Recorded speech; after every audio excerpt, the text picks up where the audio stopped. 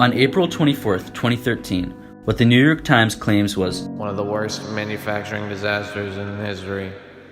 What occurred on that day took place in Savar, Bangladesh, in one of the Rana Plaza's 8-story buildings. In this building, there were 5 US and European clothing factories. It was the collapsing of this building that left 1,100 people dead. But that's not even the worst of it.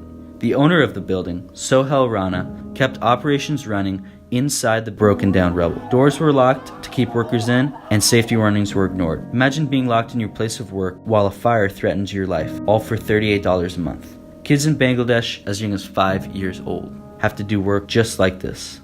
You can help, though. We're organizing an email campaign for the persuasion of the United States Department of Commerce, the department in charge of managing America's economic growth.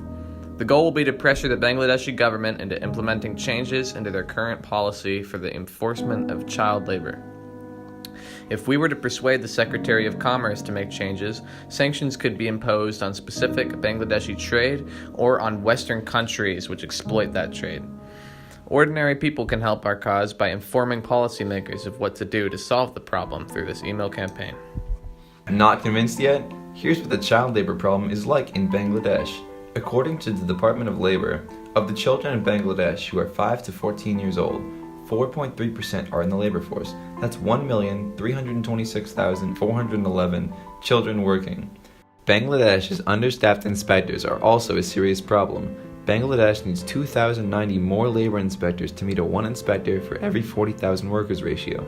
Bangladesh also does not follow International Convention ILOC 138 concerning the minimum age or the Palermo Protocol on trafficking in persons. The Department of Labor also says the use of children in pornographic performances is not criminally prohibited.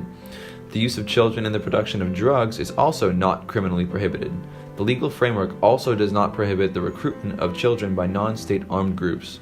But probably the most shocking piece of the puzzle is that the fine for committing a child labor offense is $62.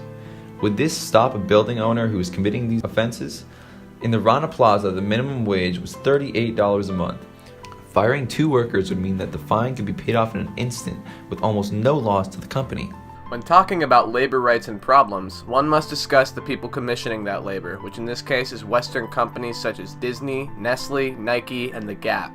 Our email campaign is an attempt to change the world for the better. I strongly suggest that you type a short message to the U.S. Department of Commerce explaining how things should change in the way of Bangladeshi industry. Your email does not have to be a 5-paragraph essay explaining in detail what you want, but it should be a general email letting them know of your opinion and what you believe should happen. Please consider signing up for our email campaign. Together we can persuade the Department of Commerce into helping end this problem.